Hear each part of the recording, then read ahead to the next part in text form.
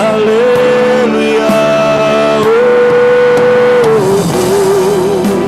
Sana in the highest. Let our King be lifted up. Hosanna, Hosanna, Hosanna in the highest, in the highest. Let our King be lifted up. Hosanna, Hosanna,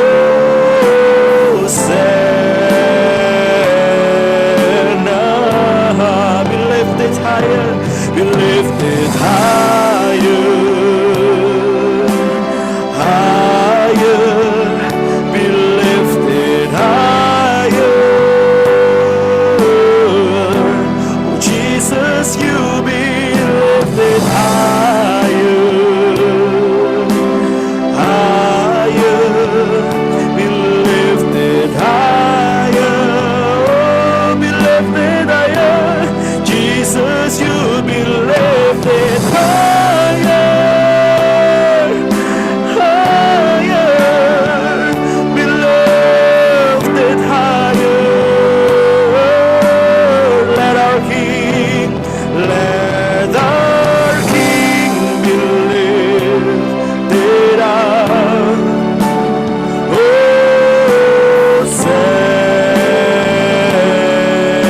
Hosanna, Hosanna, Hosanna, oh, in the highest. Let our King be lifted. Let our King be lifted up. Let our King be lifted up. Let our King be lifted up. Let our King be lifted up. Hosanna,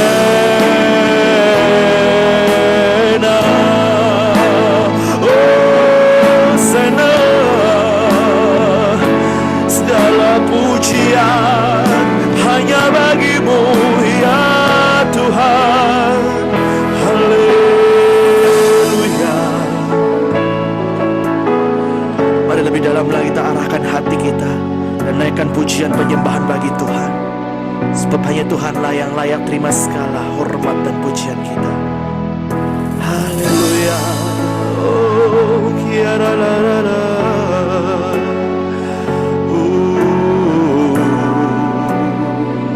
Yes. Kaulah yang besar, ajaib dan mulia.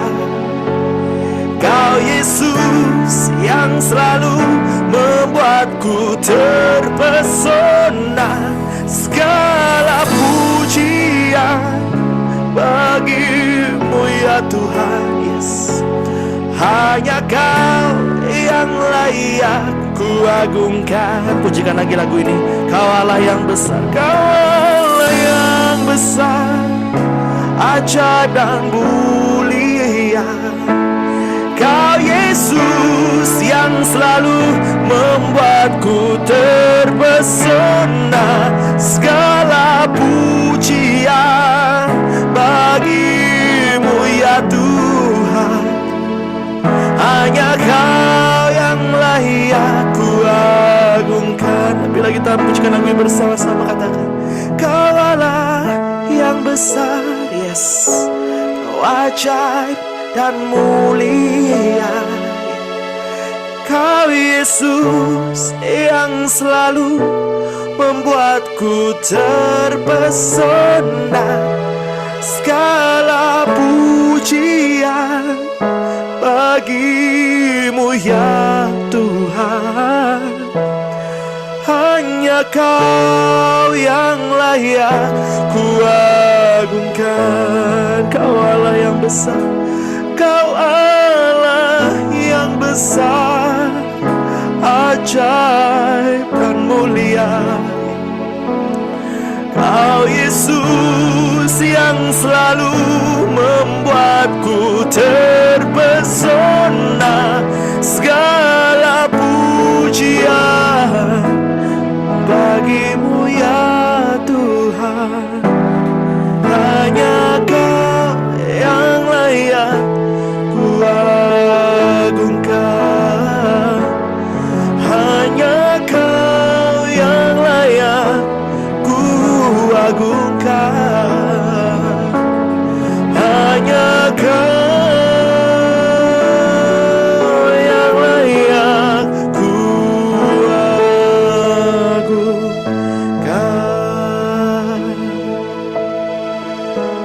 Kekuatan di jiwa kami Tuhan asalnya daripada-Mu. Kuasa-Mu Tuhan yang mengalir penuhi setiap kami pada saat hari ini. Kami rindukan hadirat-Mu Tuhan, penuhi setiap kami Tuhan. Oh,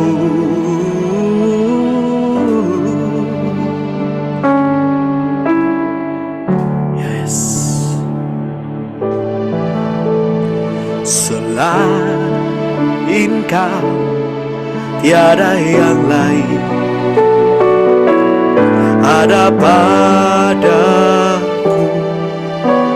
di surga selain Kau tiada yang lain. Yang ku ingini di bumi, yang ku ingini di bumi, sekalipun dagingku dan hatiku habis lenyap, gunung batuku dan bagianku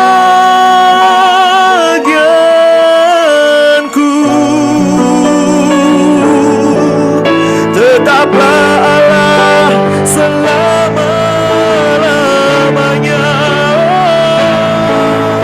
Sekalipun dagingku dan hatiku habis lenyap, gunung batuku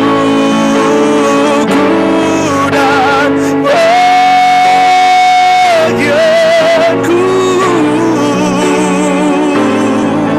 tetaplah Allah selama-lamanya. Kita pujikan lagi bersama-sama. Oh, selain Kau tiada yang lain. Ada padaku di surga selain Kau tiada yang lain. Yang ku ingini di bumi, yang ku ingini di bumi. Oh, sekalipun dagingku dan hatiku habis lenyap, gunung batuku dan bagianku tetaplah Allah selama-lamanya. Sekalipun dagingku dan hatiku habis lenyap, gunung batuku dan bagianku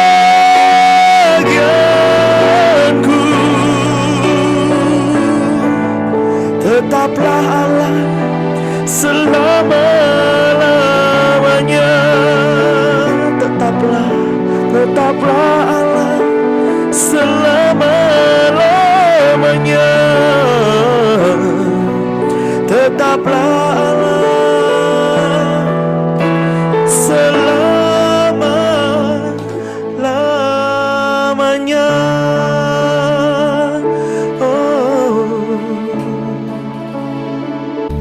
kasih Tuhan Yesus untuk penyembahan di tempat ini. Terima kasih untuk lawatan-Mu. Kami terima kasih untuk jamahan-Mu kepada kami semuanya. Dan ini waktunya kami mau mendengar firman. Kami mau masuk lebih dalam. Setelah pujian, kami mau masuk lebih dalam dan lebih dalam. Saat ini Tuhan singkapkan setiap firman-Mu kepada kami, sehingga kami dapat mengetahui lebih dalam dan mengenal Engkau dan jalan-jalan-Mu. Singkapkan Tuhan, kami mau yang fresh dari surga turun ke bumi. Dan pada saat ini Tuhan, biarlah roh hikmat dan wahyu menguasai kami, sehingga kami semuanya dapat memahami jalan-jalan-Mu. Di dalam nama Yesus, semua yang siap mendengar firman Tuhan katakan, amin. Beri tepuk tangan untuk Tuhan Yesus, haleluya. Silakan duduk kembali. Haleluya. Kedengaran kan ya suara saya ya? Ya, hari ini penyembahan sejati. Kita buka di dalam Yohanes 4 ayat 23 sampai 24. Yohanes 4 ayat 23 sampai 24. Kita baca sama-sama. 1, 2, 3. Tetapi saatnya akan datang dan sudah tiba sekarang bahwa penyembah-penyembah benar akan menyembah Bapa dalam roh dan kebenaran.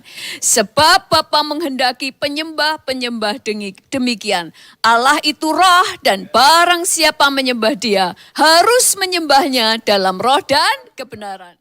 Saya percaya kita semuanya sudah tahu dan sudah hafal firman Tuhan ini yang berkata akan datang saatnya akan ada penyembah-penyembah yang benar yang menyembah Bapa dalam roh dan kebenaran.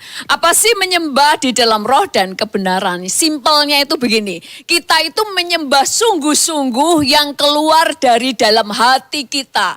Kesungguh-sungguh penyembahan karena rasa hormat, rasa mengasihi, mengagumi keluar dari dalam diri kita. Dan kebenaran yaitu kita mengetahui rahasia di dalam praise and worship. Kita tahu di dalam kebenaran di balik semua firman-Nya sehingga kita bisa menyembah dengan iman dan pengertian yang benar. Amin. Nah, pada suatu saat Tuhan itu memanggil Abraham dari Ur Kasdim. Kenapa dia memanggil Abraham? Untuk menjadi orang yang dikhususkan, untuk menjadi miliknya, untuk menjadi hamba bagi dia. Dari Abraham kemudian turun Ishak dan Yakub dan keluarlah bangsa pilihan yaitu bangsa Israel. Dan Tuhan mengeluarkan bangsa Israel dari Mesir, dari perbudakan. Ini adalah gambaran dari kita gerejanya.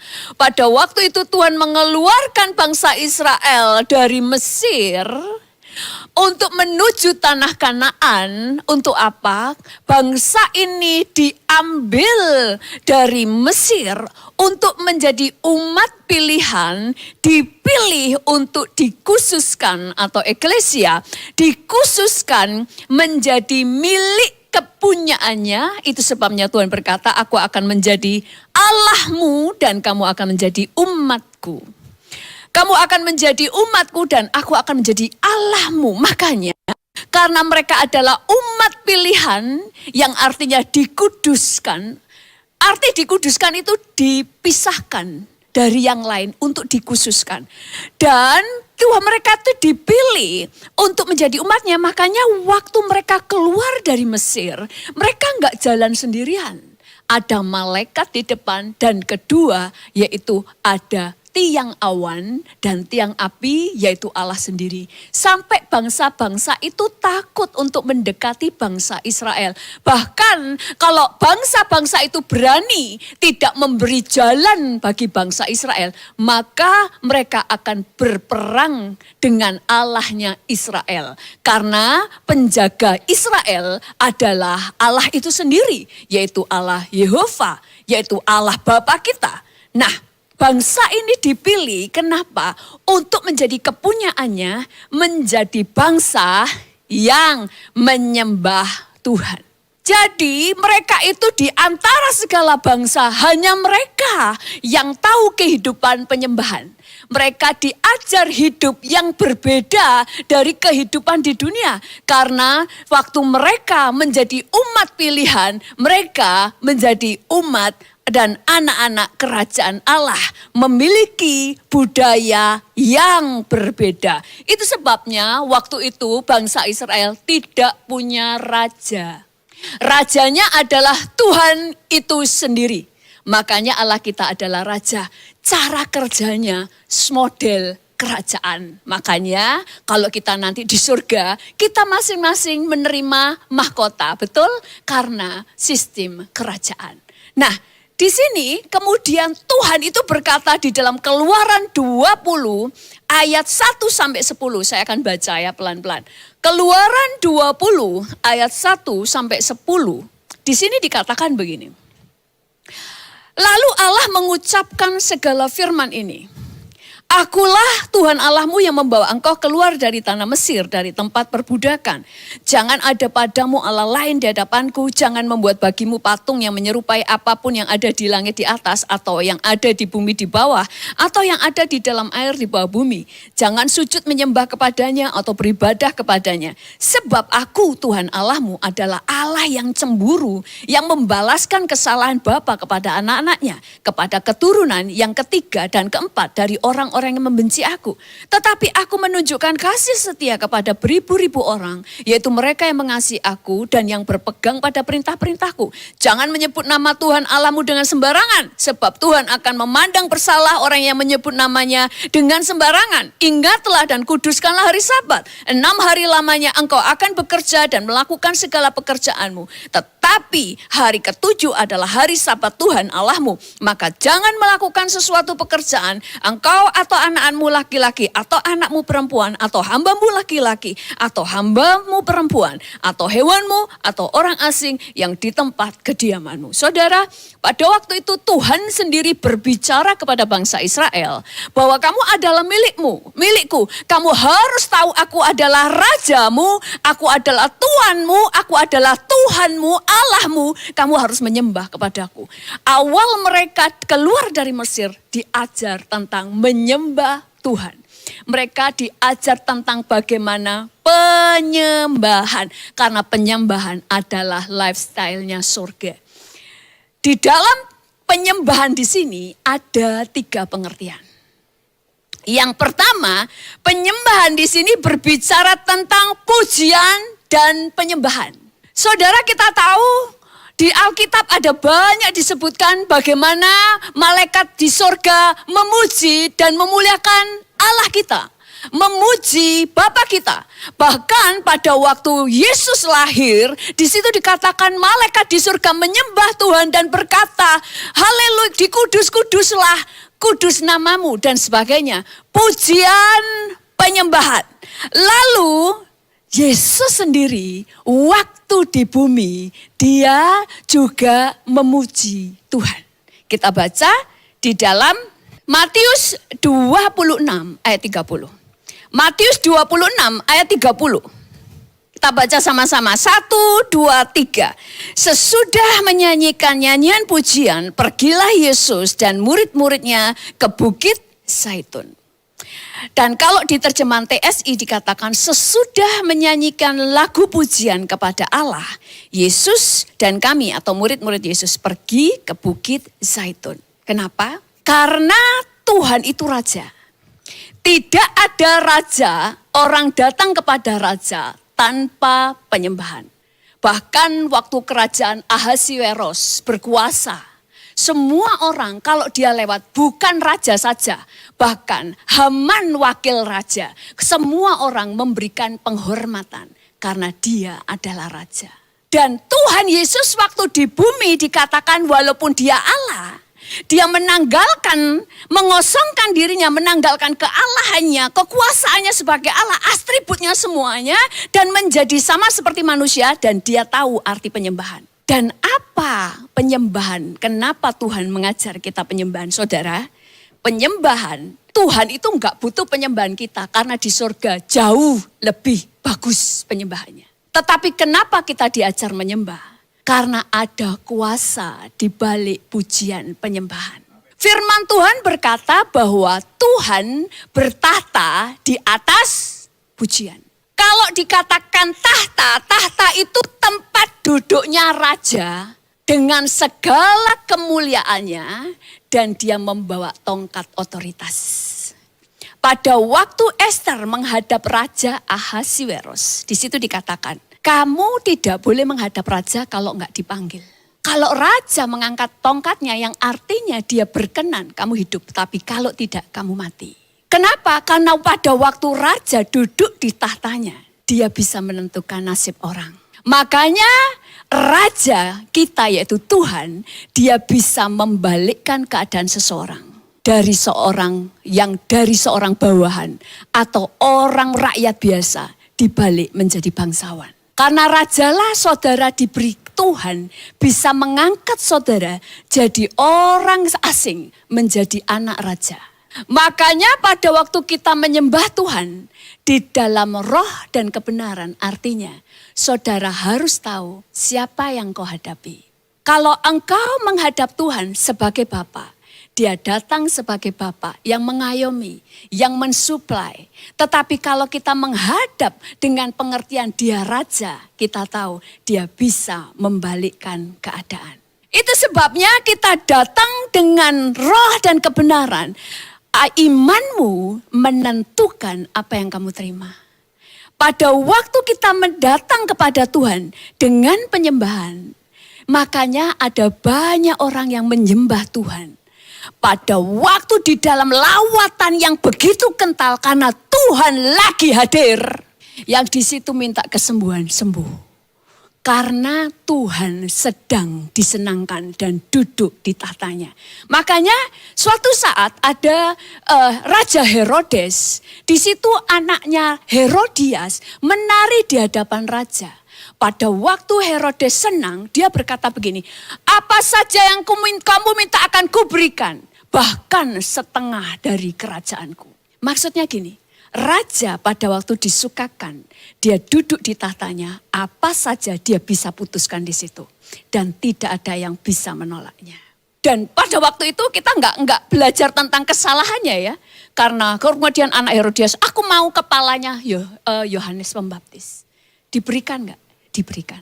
Pada waktu Raja Ahasiweros senang dengan kedatangan istrinya. Dia berkata, apa yang kau minta padaku? Bahkan setengah kerajaan pun akan kuberikan kepadamu. Kenapa? Waktu raja duduk di tahtanya, perkataannya adalah hukum. Itu sebabnya Tuhan memberikan rahasia, doa, pujian, penyembahan. Kalau kamu tahu rahasianya ini, buat Tuhan senang supaya dia pujianmu menjadi tahtanya dan Tuhan duduk di situ dan dia akan memutuskan sesuatu. Makanya Roh Kudus seringkali bicara kepada kita. Ini waktunya kamu memohon permintaan kepada Tuhan. Pentingnya sebuah praise and worship penyembahan. Makanya kenapa bangsa Israel diajar apa itu arti pujian penyembahan. Makanya sampai perjanjian lama ada khusus pujian tentang Mazmur di kitab Mazmur. Kenapa? Semuanya itu saudara tahu pentingnya pujian penyembahan. Pujian penyembahan membuat Tuhan duduk di atas tahtanya yang artinya Tuhan yang memimpin, maka Tuhan yang berperang ganti saudara. Makanya ada firman Tuhan di dalam Tawarikh, kitab Tawarikh, di dalam 2 Tawarikh 20 ayat 21 sampai 22. 2 Tawarikh 20 ayat 21 sampai 22 berkata begini. Ini tentang Raja Hizkia berkata begini, setelah ia berunding dengan rakyat, ia mengangkat orang-orang yang akan menyanyi nyanyian untuk Tuhan. Dan memuji Tuhan dalam pakaian kudus yang semarak pada waktu mereka keluar di muka orang-orang bersenjata. Sambil berkata, nyanyikanlah nyanyian syukur bagi Tuhan bahwasanya untuk selama-lamanya kasih setianya. Ketika mereka mulai bersorak-sorai dan menyanyikan nyanyian pujian, dibuat Tuhanlah penghadangan terhadap Bani Amon dan Moab. Dan orang-orang dari pegunungan Seir yang hendak menyerang Yehuda, mereka semuanya terpukul kalah.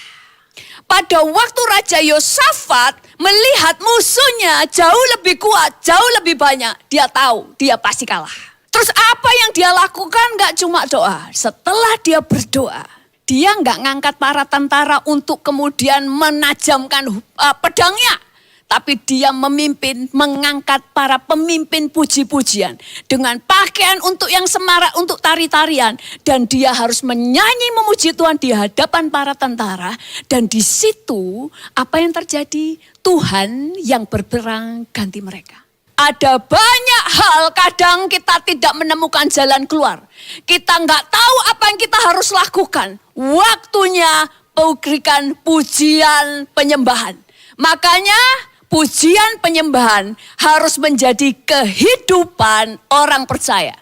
Memuji Tuhan, menyembah dalam roh dan kebenaran. Dari kesungguhan hati yang terdalam. Dan punya kebenaran, tahu imanmu harus selaras dengan firman. Bahwa ada kuasa di balik penyembahan. Dan kenapa aku menyembah? Karena dia raja. Karena dia raja, dia bisa memutuskan segala sesuatu. Makanya kenapa bangsa Israel begitu dibawa Tuhan keluar dari Mesir. Yang diajar pertama, bagaimana hidup menyembah kepada Tuhan. Karena engkau sekarang milikku. Aku Tuanmu, aku rajamu, aku pemimpinmu. Di dalam hidup kita juga demikian. Yang kedua, pengertian yang kedua di dalam penyembahan tadi adalah praise and worship. Ada yang tanya begini, apa sih bedanya ya lagu yang worship ada lagu yang praise. Kalau cepat itu praise, yang kalem, yang lambat itu apakah penyembahan? Enggak. Tapi tergantung dari isinya. Kalau kata-katanya pengagungan, itu adalah penyembahan. Mengagungkan Tuhan. Kalau perkataan deklarasi, itu pujian. Jadi kita mulai melihat kuasa di dalam pujian penyembahan. Yang kedua, arti penyembahan yang kedua adalah membawa korban. Saudara, kenapa orang Majus waktu bertemu datang kepada bayi Yesus, dia membawa persembahan, ada emas, kemenyan, dan mur. Kenapa? Karena di hati, di mata mereka, mata roh mereka, dan iman mereka, mereka tahu persis dia raja. Sejak dia tahu ini raja, dia menyembah di dalam kebenaran. Raja, karena dia raja, supaya aku menyukakan hati raja, dilayakkan oleh raja berhadapan dengan dia, membawa penyembahan. Mereka nggak cuma menyembah tersungkur, tapi membawa korban. Makanya bangsa Israel diajar membawa korban. Karena kita tidak bisa mengenal Tuhan hanya sebagai Bapa, kekasih. Tapi saudara harus tahu, dia juga raja. Makanya banyak orang Kristen yang begini, dia kan Bapak yang mengasihi, sekalipun aku dablek tidak akan dibuang, siapa bilang? Karena dia bukan cuma Bapak, dia adalah hakim yang membuang yang berdosa, kalau enggak bertobat. Makanya dalam kita mengenal Tuhan harus secara utuh supaya enggak salah paham. Demikian juga dengan bangsa Israel. Habil mempersembahkan korban, Habil dan Kain. Waktu saya sekolah minggu diajar. Kenapa kok tahu kalau Kain persembahannya enggak diterima? Karena kalau Kain kalau enggak diterima asapnya muter-muter. Tapi Habil asapnya lurus ke atas. Enggak saudara ya. Kalau persembahan itu diterima Tuhan, api dari langit. Makanya gak boleh ada api asing. Gak boleh dia yang bakar. Api dari langit yang menyambar dan habis terbakar. Sama pada waktu Elia mempersembahkan korban. Api dari langit yang turun dan menyambar persembahannya. Makanya mereka tahu bahwa persembahannya diterima oleh Tuhan. Nah, kemudian ada Nuh mempersembahkan korban. Ada Abraham mempersembahkan korban. Karena mereka tahu, aku menghormati Tuhan. Firman Tuhan berkata begini, siapa menghormati aku akan kuhormati. Ukuran yang kamu pakai untuk mengukur akan kuukurkan kepadamu. Abraham, dia enggak cuma memberi korban bakaran. Kemanapun dia pergi, dia membawa korban. Tetapi dia memberikan persembahan dari hartanya. Maka ada firman Tuhan berkata, muliakan Tuhan dengan hartamu. Bukan karena peraturan. Saudara harus tahu, di dalam kekristenan ada level yang namanya iman, pengharapan, kasih. Kasih selalu di tempat tertinggi. Abraham melakukan, membawa persembahan, hartanya, memutuskan memberi perpuluhan, bukan karena aturan, karena dia di level kasih. Iman itu bicara saudara harus melakukan segala sesuatu seperti yang firman katakan. Tapi kasih kamu lakukan karena kamu mengasihi. Karena kamu mengagumi dan mengagungkan Tuhan. Itu level kasih, bukan karena aturan. Dia mempersembahkan, bahkan dia mempersembahkan anak yang diminta. Makanya Tuhan langsung berkata bahwa semua orang beriman di seluruh dunia adalah anak Abraham. Karena Tuhan dihormati, Tuhan juga menghormati. Dan menuntut semua orang menghormati yang Tuhan hormati. Tuhan itu menghormati Musa sampai semua orang gak layak nguburin Musa. Bahwa dia sendiri yang menghormati dan menguburkan dia. Kenapa? Kalau orang itu menghormati Tuhan, Tuhan hormati. Ini yang namanya menyembah di dalam roh dan kebenaran. Kamu berjalan dalam pengertian yang benar, iman yang benar, dan melakukan dengan benar. Karena imanmu menentukan hasilnya. Itu sebabnya saya pernah mengajar 5 hal yang menentukan nasib kita. 1, perkataan kita. Karena hidup dan mati dikuasai oleh lidah. 2, apa yang kamu pikirkan. Karena apa yang kamu pikirkan yang terjadi. Apa yang kamu takutkan yang mendatangi kamu. Apa yang kamu takutkan itu yang menimpa kamu. Yang 3, apa yang kamu tabur.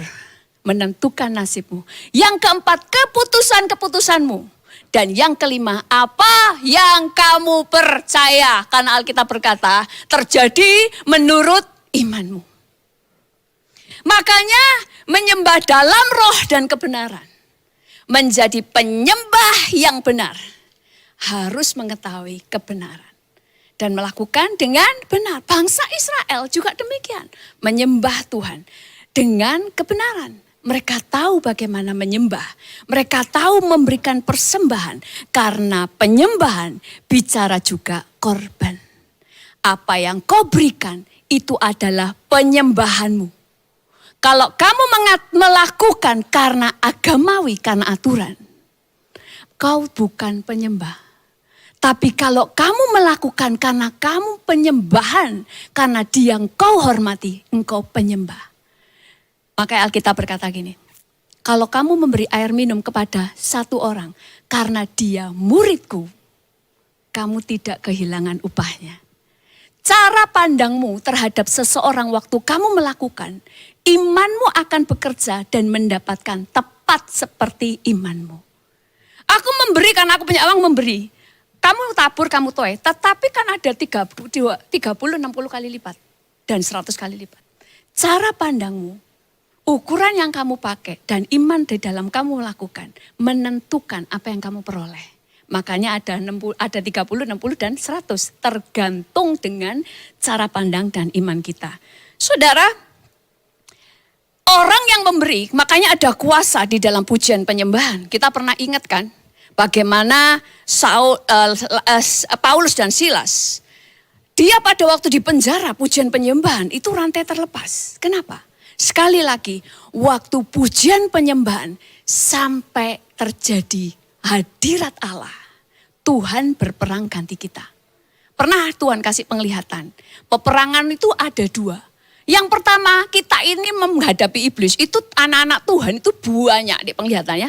Banyak itu perang memakai selengkap senjata Allah. Itu yang perangannya ringan, kecil-kecil. Waktu berat, anak-anak Tuhan mulai memuji Tuhan. Waktu memuji Tuhan, Tuhan turun bersama malaikatnya. Dia yang berperang, tiba-tiba malaikat ngapain? Malaikat itu satu semuanya membuat formasi melingkari kita, nutup kita dengan sangat elegan ya, grek gitu kan. Tertutup kita dilindungi. Tapi transparan sehingga kita melihat Tuhan berperang ganti kita. Kita diam saja bukan wow gitu toh memuji Tuhan, wih luar biasa. Kita tepuk tangan, wih dahsyat Tuhan dan sebagainya. Tuhan yang berperang ganti kita. Makanya praise and worship, Tuhan yang bekerja. Saudara, Penyembahan lewat pemberian, ada kuasa di situ. Contohnya Kisah Para Rasul 10 ayat 1 sampai 4 tentang Kornelius. Kornelius ini bukan orang Yahudi, bukan orang Israel, orang kafir.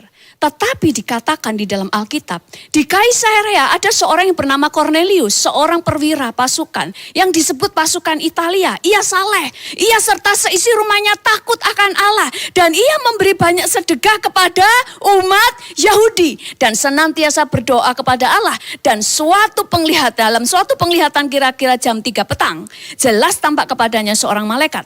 Allah masuk ke rumahnya dan berkata kepadanya, Kornelius. Ia menatap malaikat itu dan dengan takut ia berkata, ada apa Tuhan? Jawab malaikat itu, semua doamu dan sedekahmu telah naik ke hadirat Allah dan Allah mengingat engkau. Saudara, Kornelius ini bukan bagian dari bangsa Israel. Tapi dia menghormati Allahnya orang Yahudi. Dia menghormati Allahnya orang Israel. Sehingga dia itu suka menolong orang Yahudi. Dia membawa sebagai penyembahannya kepada Allah. Walaupun dia merasa gak layak karena dia bukan orang Yahudi. Tetapi Tuhan katakan bahwa penyembahan, doa dan persembahannya sampai ke hadirat Tuhan. Saudara, yang dilihat Tuhan dan naik di hadirat Tuhan bukan hanya doa, tapi korban. Pemberianmu juga naik ke hadirat Tuhan. Waktu naik di situ, kalau saudara baca, Tuhan khusus menyuruh Petrus datang ke rumah Kornelius. Dan keluarga Kornelius dan seluruh teman-teman yang datang di rumah itu menerima keselamatan. Bahkan mereka kepenuhan Roh Kudus. Sampai Petrus berkata, kalau Tuhan aja sudah membaptis mereka dengan baptisan Roh Kudus, masakan kita menolak untuk membaptis mereka dengan air? Kenapa?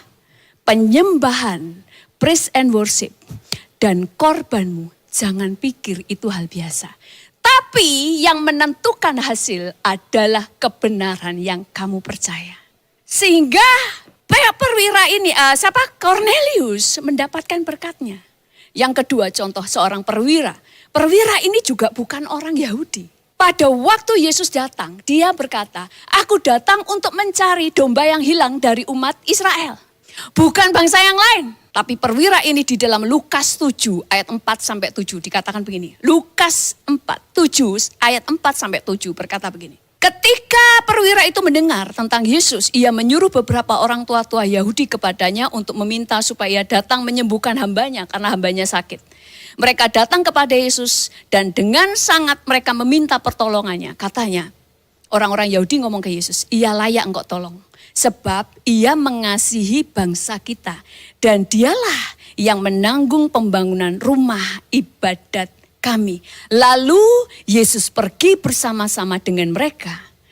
Ketika ia tidak jauh lagi dari rumah perwira itu, kalau kita lanjutkan, perwira itu berkata, Tuhan gak usah datang ke rumahku deh, katakan sepatah kata. Tapi saudara lihat, Tuhan gak pakai babi bu. Waktu dengan seorang wanita dari Serofenisia, Tuhan berkata, aku tidak akan memberikan remah-remah, tidak akan memberikan roti yang aku berikan kepada anak-anakku kepada anjing. Karena memang belum waktunya. Tapi orang itu memohon dengan imannya Tuhan kasih. Tapi orang ini gak perlu berdebat. Tuhan langsung turun tangan. Kenapa? Pemberiannya adalah korban yang naik kepada kerajaan Allah. Itu adalah penyembahan. Karena tidak ada kasih tanpa pemberian. Saudara baru tahu siapa yang mengasihi kamu lewat pemberian dan korban yang diberikan kepada kamu. Kita tidak bisa melihat Yesus mengasihi kita kalau Tuhan tidak memberikan dirinya kepada kita, betul? Di dalam Tuhan juga demikian. Yang berikutnya, yang ketiga. Penyembahan tadi bicara praise and worship. Yang kedua berbicara tentang korban yang kita berikan. Tapi yang ketiga, penyembahan berbicara tentang kita memberikan hidup kita sebagai persembahan yang hidup. Di dalam Roma 12 ayat 1. Roma 12 ayat 1 berkata gini, kita baca sama-sama. 1, 2, 3. Karena itu saudara-saudara, demi kemurahan Allah aku menasihatkan kamu supaya kamu mempersembahkan tubuhmu sebagai persembahan yang hidup, yang kudus dan yang berkenan kepada Allah. Itu adalah ibadahmu yang sejati. Jadi saudara, banyak orang begini, aku mempersembahkan hidupku sebagai persembahan yang hidup dan berkenan, makanya aku full timer. Makanya aku jadi hamba Tuhan. Makanya aku jadi worship leader, aku jadi pendoa, aku jadi pengkhotbah. Tidak salah. Tetapi orang yang mempersembahkan dirinya sebagai korban, dia menjadikan dirinya membuat Tuhan dikenal. Makanya dia tahu menguasai dirinya untuk tidak jadi batu sandungan. Karena dia tahu hidupku ku persembahkan kepada Tuhan, supaya lewat hidupku nama Tuhan dikenal. Dari 3 penyembahan ini, praise and worship, korban, dan mempersembahkan hidup. Yang paling Tuhan suka, yang ketiga. Kenapa? Praise and worship, Tuhan tidak diuntungkan. Di sorga lebih banyak yang bisa memuji Tuhan, lebih bagus. Tapi yang menguntung adalah kita. Karena kita memperoleh berkatnya di balik pujian penyembahan. Betul? Yang kedua, waktu kita memberi korban, memberikan harta kita untuk Tuhan, Tuhan tidak diuntungkan. Dia kaya. Yang untung kamu, karena kamu tabur, kamu menuai. Bagaimana kamu menghormati Tuhan lewat penyembahanmu, kamu mendapatkan penghormatan. Tapi yang ketiga, waktu kita menyerahkan hidup kita sebagai persembahan yang hidup, kerajaan Allah diuntungkan. Dunia diuntungkan. Karena untuk Tuhan membuat semua turun yang dari surga ke bumi, Tuhan butuh saudara dan saya. Makanya Tuhan membutuhkan Abraham, Tuhan membutuhkan Israel, Tuhan membutuhkan anak-anak Tuhan, rasul-rasul untuk memberitakan Injil. Kenapa? Untuk membawa surga turun ke bumi. Jadi di dalam hidup kita mau lihat, orang yang mempersembahkan hidupnya, intinya adalah dia menjadikan dirinya jadi berkat. Saudara bisa jadi pengkhotbah, saudara bisa menjadi worship leader yang luar biasa, saudara bisa menjadi pendoa yang luar biasa. Tapi hidup menjadi sandungan, saudara tidak mempersembahkan hidupmu. Saudara hanya mempersembahkan karunia-karuniamu. Itu sebabnya di dalam hidup menjadi penyembah, hiduplah sebagai penyembah Tuhan. Membawa korban pujian penyembahan, membawa korban apa yang kau punya, dan mempersembahkan hidup kita kepada Tuhan. Amin. Berikan sorak-sorai kepada Tuhan Yesus. Saya undang tim musik untuk maju ke depan. Daud dikatakan dia menyembah Tuhan 7 kali sehari. Daniel 3 kali sehari dia memuji Tuhan dan berdoa. Kenapa? Karena dia tahu pada waktu dia menempatkan dirinya menjadi hamba, maka Tuhan akan berdiri sebagai raja. Itu sebabnya bagaimana Daniel dan juga Daud, juga Yusuf hidup di dalam berkemenangan karena Tuhan ada di pihak mereka. Waktu kita meninggikan Tuhan, maka Tuhan yang berperang ganti kita. Waktu musuh-musuhmu melawan kamu, waktu kita meninggikan Tuhan dan mengerjakan bagian kita melepaskan pengampunan, mereka tidak berurusan dengan kita, tapi berurusan dengan Tuhan. Saya undang semua bangkit berdiri. Engkau penentu hidup kami. Engkau yang bisa mengangkat orang dari dalam lumpur untuk didudukkan di antara para bangsawan. Engkau yang bisa mengangkat hidup kami. Engkau yang bisa membalikkan keadaan.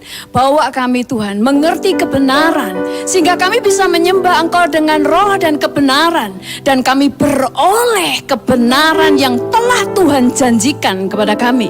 Sehingga kami bisa menikmati setiap perjanjian di dalam firman. Kami bersyukur berikanlah roh penyembahan di dalam diri kami. Sehingga kami menjadi penyembah-penyembah. Tidak hanya memuji, tapi kami tahu berkorban.